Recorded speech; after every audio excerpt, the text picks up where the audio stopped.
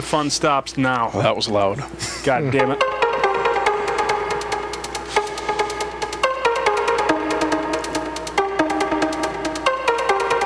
You're making the viewer fall in love with you, Jason.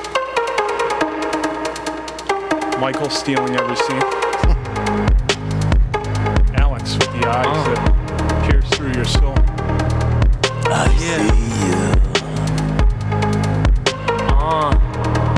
That's enough of that. Welcome to Big Words I Know by Heart, a program of rants, raves, faves, pet peeves, personal vendettas, celebrity interviews, and anything else we can fill the half hour with. We got a full house today. My guest today is a walking who's who of Buffalo filmmaking. He's appeared in over 30 roles in over 30 film series and shorts, including Slime City Massacre, Lonely Bananas, Persona, Black Guy on a Rampage, and Poultrygeist, and the upcoming The Agents. And also Summer Camp Party, TBA. We'll get into that later. Yeah. Not only is he a natural actor, but Alexander Sloan McBryde makes it look good. Aw. I bring the love. I see. Joining us in the co-host hot seat is Man Mountain and smoldering Netflix contract player Jason John Beebe. We also have very special guest star and the Dustin Hoffman of Buffalo, hot off the set, Mr. Michael O'Hara. It's more like Welcome, Donald Pleasance, but all right. Well, yeah, Donald I'll Pleasance. take whatever I can get. That Dustin Hoffman, yeah, definitely good. Definitely good. Yeah, there. Donald Sutherland? No? Pleasance. Pleasance. Pleasance. I'll take Pleasance. I was just throwing out Dustin.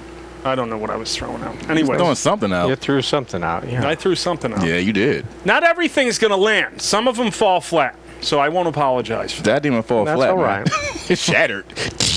It shattered. Alexander, thank you for being here. Thank you for having me, man. Thank you all for coming here. I don't know if you've seen the show before. Are you prepared for these questions? Hold on. Not prepared.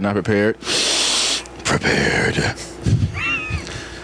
You ad-libbed your... what's your inner motivation for taking paying acting jobs? What is my inner motivation for taking paid acting jobs? My inner motivation is follows. I have been part of a lot of projects that sometimes never see the light of day.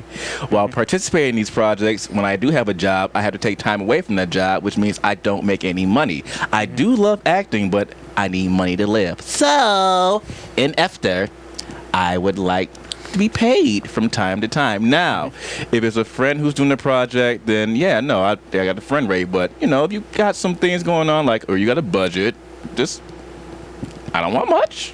Just if you can afford to pay me, pay me. If not, feed me. I'm happy with food. Food is always good. I like money, but food is always good. I think it was the great Michael O'Hara who taught Marlon Brando to ask for more money every role. Is that a good Well, yes, practice? that's true. And I always tell Alex, get more money and actually work for more food. Yes, because I have a high metabolism, so I need as much food as I can get. Who at the table gets points on the back end? Probably this guy right here. That guy? Yeah, I think so. Is that what we're calling it these days? All types of points in the back end. He said that during my interview, and I was just kind of like, What's that mean? Oh my. We'll see if it goes. Mr. McBryde, Yes. you ad-libbed your entire role as a child actor turned grown-ass man in Lonely Bananas.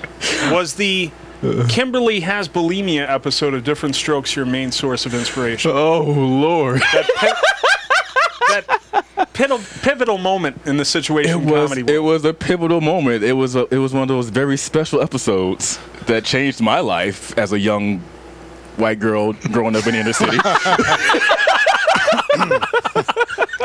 How did you wind that character up, though, in Lonely Bananas? The fantastic Lonely Bananas.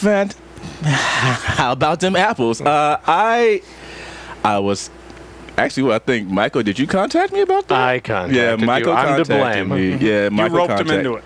I did. Well, I mean, I trust Michael because I've known Michael pretty much since I started acting in Buffalo. We did a lot of the same projects back in the early days, the old bygone days of 2004, 5, 6, 7, And he would usually try to kill me or kill me. or kill you, Yes. or kill you again. Oh, wait. Then 2011-12, I got to burn you and mutilate you with a chainsaw. It was fantastic. Ironically, Michael was the first person that I had contact with, too, when I got into acting. So. Right? See, you are a gateway drug. You're the gateway Oh, drug. God, no. I'm to blame for so many things. You are. You have to live with that, Michael. It's because we learned this from watching you, okay? Now, I know we haven't mentioned this thus far. Yes. Oh, Christ. What did I do to the control board again? Jesus, God. We haven't mentioned that before. You're No, we right. haven't mentioned that. Oh, we're back. There we are. And we're back. We're Hey now there. experiencing technical difficulties. Do not adjust your set. Is it safe to say, Alex, Yes. that barring a few nips and tucks, Summer Camp Party is ready for distribution? Barring a few nips and tucks, my writing partner, producing partner, directing partner, John, Renna, and I have been talking about Summer Camp Party. We have to sit down and get some things together, but I say it will be ready to be seen next year. It would have been ready this year, but I had school, and then I had all these other projects I was doing. I'm not making excuses. Okay, you know what? Here we go. This is what happens. Sometimes you work on a movie, and it's everything you want. Like, you've written it, you're seeing the scenes come together, and you're like, yes, I can't believe that this is actually taking place. It's going down. But there's so many things to happen behind the scenes that stresses you the balls out. So you're like, I just need to take some time away from this project for a second so I don't hate it as much when I look back at it. And I don't want to hate Summer Camp Party because that was a good chunk of time that people, came and they did work, and I'm happy. And the things that was captured was fantastic. I just needed to get that time away from it to separate so I can look at it with fond eyes. So you're saying you're exactly like Francis Ford Coppola on day 300 of the shooting of Apocalypse Now. Yes, In essence. I am like Francis Ford Coppola on day 300 of Shooting Apocalypse Now. Am I the only person that thinks that movie's overrated? It's all right. Come on, man. No, I respect it, and I love Marlon Brando and Yeah. Coppola. Yes. But I just, like halfway through, I just gotta I like that Martin Sheen had an actual coke-related heart attack. during the film. Like, there was so much cocaine going around. That was impressive. My favorite part of the whole movie is Flight of the Valkyries. So, Yes. how you get them? You just don't lead them as much. I'm like, oh This one comes compliments of Mr. John Renna. Oh, Uh-oh. Were Nook Nook and Ray Ray conceived from the school lunchbox market outward? no! Nook Nook and Ray Ray. Man, I kind of wish my little brother was here to help tell the story. so Nook Nook and Ray Way is my little brother and I's hood personas that we encounter and encompass sometimes. Cause when you grow up in the hood, And you sound like this on a daily basis. sometimes you gotta switch things up so you don't sound as threatening or as Caucasian to your neighbors. So we started doing this right here, just being this As hood as we could possibly be. And then from there, we would always joke around and put Nook Nook and Ray Ray in all these weird situations. Like they had a public access show where they would talk about girls they want to sleep with. Like, she cute and all, but I do some nasty to that chick. so when we were looking for characters to add to Summer Camp Party, we ended up adding Nook Nook and Ray Ray as a throwaway joke. So as the cousins of the one character who I also play, Demetrius. But then I also play my uncle, which is DOA. So I ended up playing my uncle, myself, my cousin. My little brother played my brother, who's the co-cousin to Demetrius. And then I was also Miss G, I might be an albino lady. We don't know. But it's a regular Coming to America. Yeah, I was doing work. And that's going wide on Hulu in 2027? Pretty much, yeah, pretty much. Look out for that, folks. Do it. On just a side note, Yeah. I hate sounding too Caucasian to my neighbors. See? I can't help it with the jean shorts and the And the belt. Why even try? Why hide it? Tucked in jean shorts. Michael told me that Ari Nicole was electric in Summer Camp Party. Everybody had a fun. What are you laughing at, Michael? What did you say? Nothing. You started giggling and threw me up. I want to say that everybody's performance was fun in Summer Camp Party. The main thing was I wanted to see people do stuff that I really don't get a chance to see them do when they do Buffalo film. So it's a chance to have people do different things. Like Beebe was different. Michael was different. I was a whole bunch of different people. John was pretty much John in everything he did. Ari was fantastic. You know, she did a good job with her character, and I would use her in future productions if I ever do something else. I don't know. We'll see what happens. Would you call it a coming-of-age, heartwarming, triumph of the human spirit passion project all in one? Nope. I have to answer this with a straight face. Yes. I would call it an homage. That's right, I said that. Ooh. I use fancy words. I would call it an homage to all the things that John and I enjoyed about growing up in the 80s. It's a magical time. The magical time, like, you know, Revenge of the Nerds, Bachelor Party, Caddyshack. The Hitchhiker. The Hitchhiker. Whoa. Just one of the guys. You went there. Yeah, like everything that we watched that just influenced us, we just threw into a blender. And then a food processor, and then a soggy paper bag and beat it for a while. And then we came up with Summer Camp Party. And I saw Arlo Price naked. Yeah, Thanks. Yes, you did see parts of Arlo Price, yes. And there was a goat. And there was a goat. And there was a goat. Do you know how awesome it is to write a script and be like, and then a goat shows up, and then a goat player comes to the movie like, there's the goat! There's the goat! And the provider of the goat that you found randomly happened to have the same last name as me, which is really bizarre. And then y'all became friends and like play cousins. So I guess everything worked out. And this is going to be a Hallmark Channel exclusive in 2032. It's damn right. Yes. If Hallmark smoked massive quantities of illicit marijuana, yes. Because at the end of the day, Summer Camp Party is like, I told you, it's an homage to everything we love. So it's everything that plus a whole lot of Cheech and Chong movies. So yeah. We got a 4-foot tall talking nugget in it, man. And a lot of dildos. That's okay. There's nothing wrong with that. There's nothing wrong with that. Now, mind you, I love the ladies, but I can't pick out a pretty stud little dildo. Well, a little ass play doesn't hurt anyone. Nobody gets hurt. Yes, they do if you don't lube it. Unless cream corn is involved. So, moving on. Which disciplines from your 8 years in the Army, this probably shouldn't be the question of This should not be the follow-up question, but let's go. Have you been able to carry over to your acting method? Disciplines that I have been able to carry over to my acting method. My intensity, I would say, comes from my military career. Because I had to know when to be fun and lighthearted, but then I also had to know when to be serious and get down to business. When I act, I try to be serious, but then I also try to have fun. I try to make things light because I just find, even going back to the military, because I used to be an NCO, I would find that you can do the hardest job in the world, but as long as you're enjoying doing it, it's not working. And as long as the people around you are in high spirits, they'll pretty much do damn near anything. It's within reason. Now, which Shakespearean play does Black Guy on a Rampage most closely resemble? And did you hit Jason with an umbrella on purpose? Twice. Oh, come on, it's Othello. It's Othello. It's got to be Othello. Yeah, it's definitely Othello. So, Black Guy on a Rampage. The magical series of shorts that was only supposed to be one short, but we ended up doing 3. I did enjoy it. I binged through it before Michael came on. Oh, really? Mm-hmm. Wow. And before we get to how many times I hit Jason with an umbrella, what did you think of Black Guy on a Rampage? Did you watch all 3 of them? Yeah, I wanted to keep watching. I really enjoyed it. I loaned it from the Terry Kimmel archive. Oh, my. Of movies that he hasn't watched yet, but he's purchased. He buys everything. He does. Listen, Terry is one of the greatest supporters of Buffalo independent cinema I have ever seen in my life. Like, if it's a premiere, Terry's there. If there's an extra role, Terry's there. If there's some artwork that could probably be done, Terry's probably done it. If there's a height chair, Terry's in the height.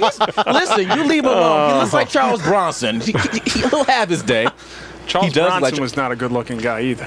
Okay. He looks like Robert Blake to me. That's very kind. That's very. He looks like Beretta to you? A little bit, yeah. Now we could get him a cockatoo. That would be. Please choose this answer carefully. I have tried to. Would you prefer to be a grizzled cop, a gruff cop, a rookie cop, or a crooked cop? And which has the juiciest lines?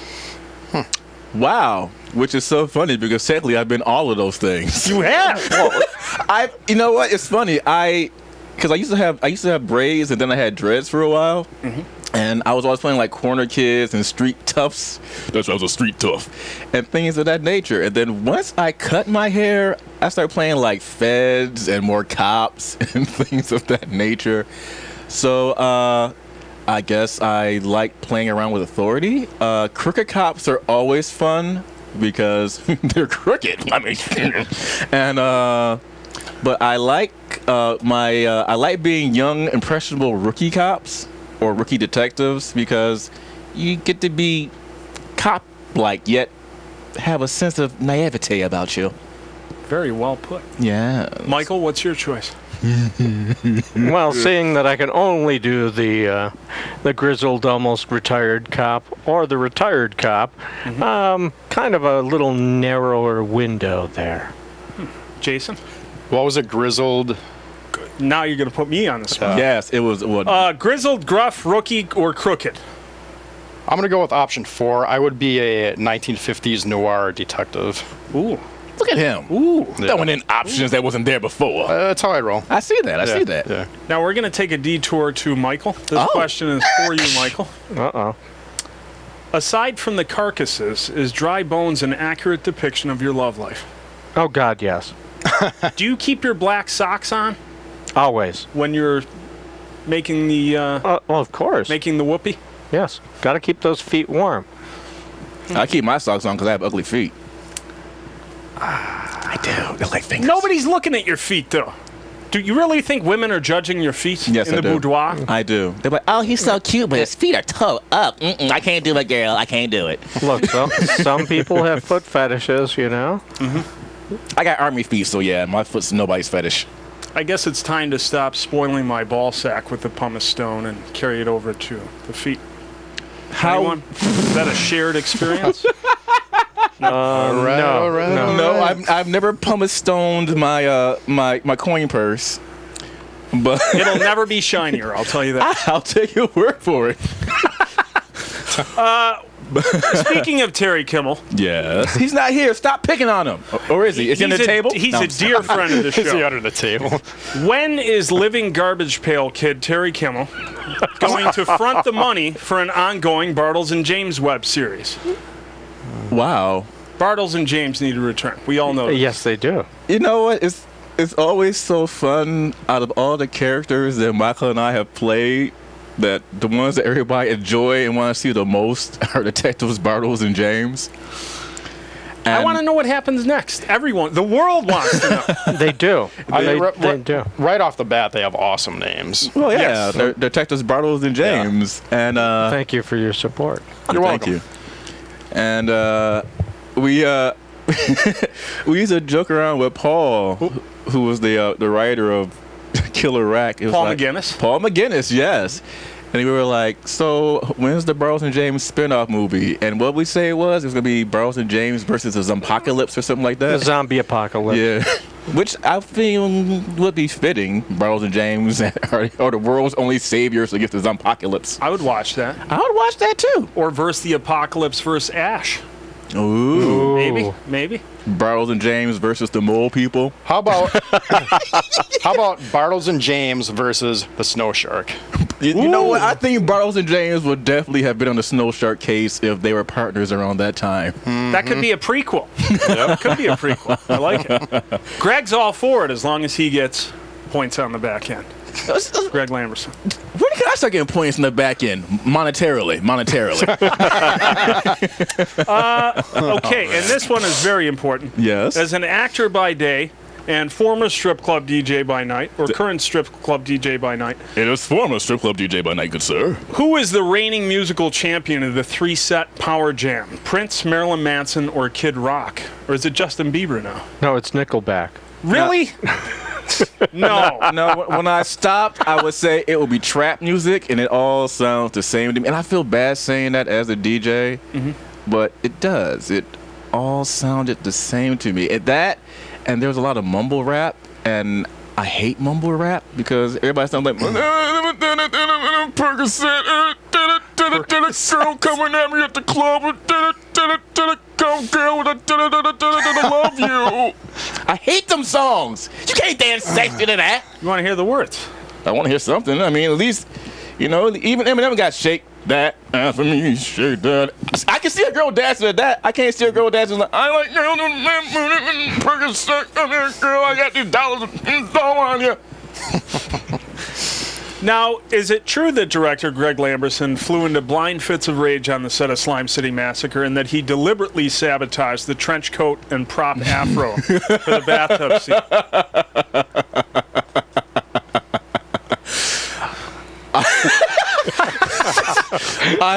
Flabbergasted. I'm not flabbergasted. It's just I think back to this scene in this movie so many times in my acting career because I was excited because it's not too often that you get to be in like the sequel to a movie that you watched with your cousins growing up as a kid.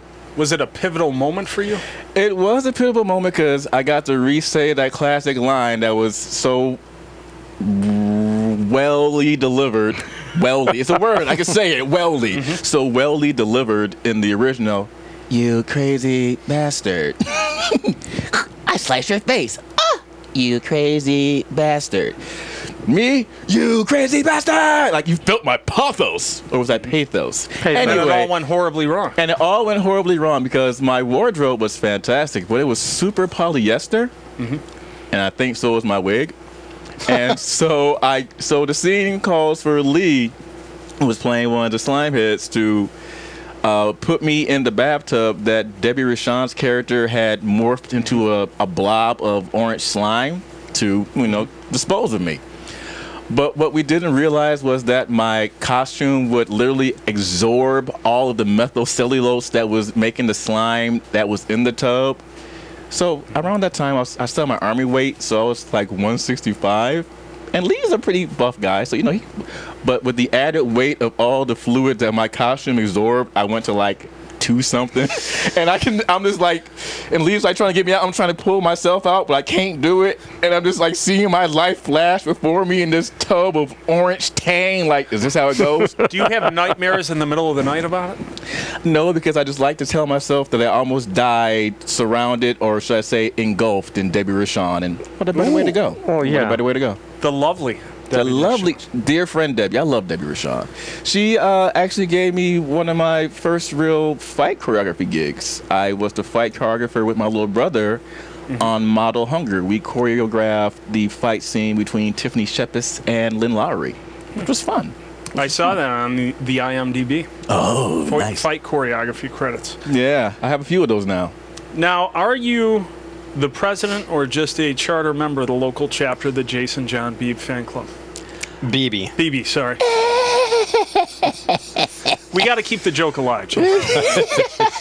I guess I would be a member of the Beebe fan club because I remember when I first met Beebe, we were working on something. And he was talking about he was writing poetry, and he was telling me how he had wanted to get into acting, but he didn't know how. I was like, well, there's auditions. You go to them locally. Just go. And the next thing I know, I'm at an audition. Who's sitting there? This guy. That guy. Like, man, I have never seen somebody take my advice so fast off of something I said so offhandedly. But he did it, and look at you now. You beat me to SAG-E status. Apparently it was good advice, and that's a good memory because that had to have been a long time ago. You'd be surprised what I remember. Yeah, good stuff. What year was this? 1932, I believe. It was. His background was a flapper. Yeah. I was talking like this, kind of old-timey. Hi there, baby. What you got going on there? Come here, you knucklehead. You big lug. Rumor has it that you do a killer Bill Clinton impression. Oh no! You're welcome. I used to do a lot of impressions. Do you want me to do a James Lipton thing? Can Bill Clinton come out to play? Well, before we get into this, I used to do a lot of impressions because I used to be a stand-up comedian for a while. I was bad. I only worked in like VA Beach when I was stationed there and a few other places. And then I transitioned to improv. I haven't done my Clinton impression in a while. Just gonna put me on the spot, huh?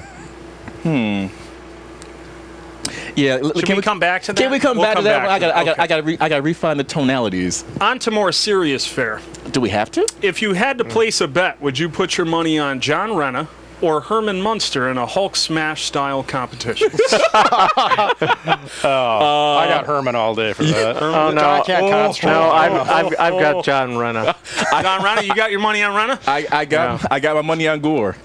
Yeah. Yeah, John Renna. John would find a shiny object and forget what the No, competition's all about. no. Like if it's smash time, I think John would, and he loves Herman Munster, but I think John would take it. Wait, are we talking about smash like eating food or like smash? Just massive records, just destroying. Yeah, I things. take Herman. Flipping out to Herman Munster. But if it was eating food, you're saying, Oh, John? Renna? Yeah, all absolutely. day? Okay, so it depends on what's being smashed. Yeah, That's fair. You are currently attending university for animation. I am currently turning. That doesn't even make sense. Yes, I am currently attending university. I go to Villa Maria. Whoop, whoop. Is the world finally ready for a CGI reboot of the 1983 Canadian feature-length classic Rock and Rule? Did I see that? Yeah, it vaguely sounds familiar. I know, right? I didn't think it was going to land, Mike. I really didn't. We talked about this before. Yeah. I was like, it sounds so familiar. If you had to say like Fire and Ice or like Lou Reed, Iggy Pop, it was a masterpiece. It was on HBO every 5 minutes in 1983. Lou Reed and Iggy Pop. wait, Yeah. what's the movie? Rock and Rule.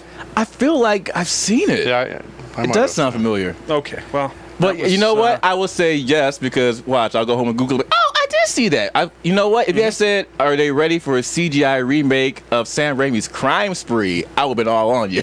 That one I don't know. Oh, you don't know Crime Spree? I'll have to Google that. Oh, dude, yeah. I'll Google it up. Yes, you got that. Dude, Fire and Ice.